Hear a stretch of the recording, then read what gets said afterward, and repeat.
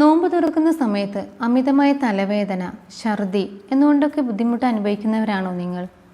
നോമ്പ് കാലത്ത് നെഞ്ചിരിച്ചിൽ, അൾസറിൻ്റെ ബുദ്ധിമുട്ടുകൾ, മൂത്രക്കടച്ചിൽ, പൈൽസിൻ്റെ പ്രയാസങ്ങൾ അനുഭവിക്കുന്നവരാണോ എങ്കിൽ ഈ വീഡിയോ നിങ്ങൾ തീർച്ചയായും കാണണം.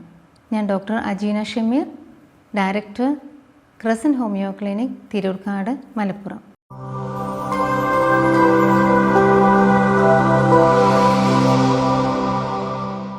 നോമ്പുകാലം എന്ന് വെച്ചാൽ ഏകദേശം ഒരു 13 മണിക്കൂറിലധികം നമ്മൾ ഫാസ്റ്റിങ്ങിൽ തുടരുകയാണ്. നമ്മൾ നോർമൽ റുട്ടീനിൽ നിന്ന് ഒരുപാട് മാറ്റങ്ങൾ വരുന്നുണ്ട്. നമ്മളെ ഭക്ഷണക്രമങ്ങൾ മാറുന്നു, നമ്മൾ കുടിക്കുന്ന വെള്ളത്തിൻ്റെ അളവ് കുറയുന്നു, നമ്മളെ ഇലക്ട്രോലൈറ്റ് ഇംബാലൻസ് വരുന്നു, നമ്മുടെ ഉറക്കത്തിൻ്റെ സമയം മാറുന്നു. നോമ്പ് സമയത്തുള്ള വാട്ടർ അബ്സോർപ്ഷൻ എന്നത് സാധാരണ സമയത്തിനേക്കാളും എത്രയോ മടങ്ങ് കൂടുതലാണ്. അതായത് നോമ്പ് തുറന്നു കഴിഞ്ഞാൽ ഒരു 5 മിനിറ്റ് മുതൽ നമ്മുടെ വാട്ടർ അബ്സോർപ്ഷൻ സ്റ്റാർട്ട് ചെയ്യും. 2 മണിക്കൂറിനുള്ളിൽ ഏകദേശം ഓൾ വാട്ടർ നമ്മുടെ ബോഡിയിലേക്ക് അബ്സോർപ്ഷൻ നടക്കുന്നുണ്ട്. അതുകൊണ്ട് തന്നെയാണ് നമ്മൾ നോമ്പ് തുറന്ന് ആദ്യത്തെ 2 മണിക്കൂർ നമ്മൾ ബോഡി ഹൈഡ്രേറ്റ് ചെയ്യാനാണ് നമ്മൾ ശ്രദ്ധിക്കേണ്ടത്.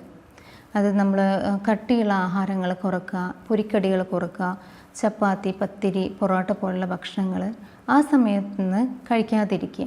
വാട്ടർ കണ്ടൻ്റ് ആയുള്ള ഭക്ഷണങ്ങൾ ഒരുപാട്, ഫ്രൂട്ട്സ്, ജ്യൂസസ്, വെള്ളം ധാരാളം കുടിക്കുക.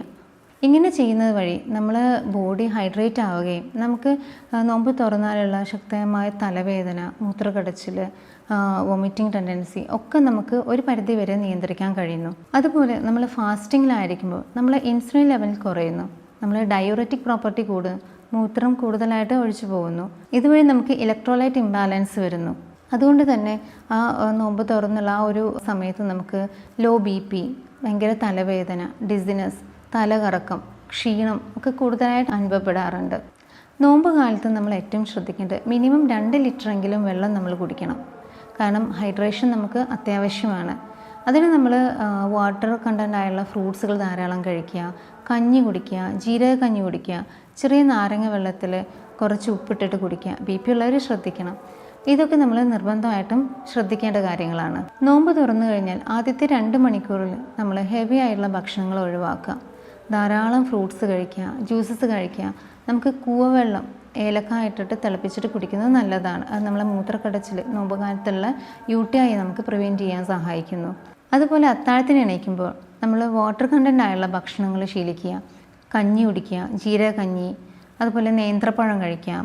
നമ്മൾ നോമ്പ് തുറക്കുമ്പോഴും അതേപോലെ അത്താഴത്തിന് എണീക്കുമ്പോൾ ഈത്തപ്പഴം കഴിക്കുന്നത് നല്ലതാണ്.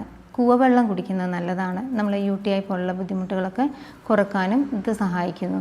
പകൽ കുറച്ച് സമയം ഉറങ്ങുന്നതും നല്ലതാണ്. ലൈഫ് സ്റ്റൈൽ ഡിസോർഡേഴ്സ് ഉള്ളവരാണെങ്കിൽ മിതമായ രീതിയിൽ കുറച്ച് സമയം വ്യായാമം ചെയ്യുന്നതും നല്ലതാണ്.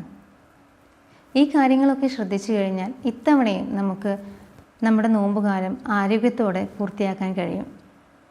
നോമ്പുകാലത്ത് വരുന്ന ഈ ഒരു പ്രയാസങ്ങൾ, നെഞ്ചരിച്ചിലാവട്ടെ, മൂത്രക്കടച്ചിലാവട്ടെ, പൈൽസിൻ്റെ ബുദ്ധിമുട്ടാവട്ടെ, ഇതിനൊക്കെ വളരെ എഫക്റ്റീവായുള്ള ഹോമിയോപ്പതി ട്രീറ്റ്മെൻറ്റ് അവൈലബിൾ ആണ്.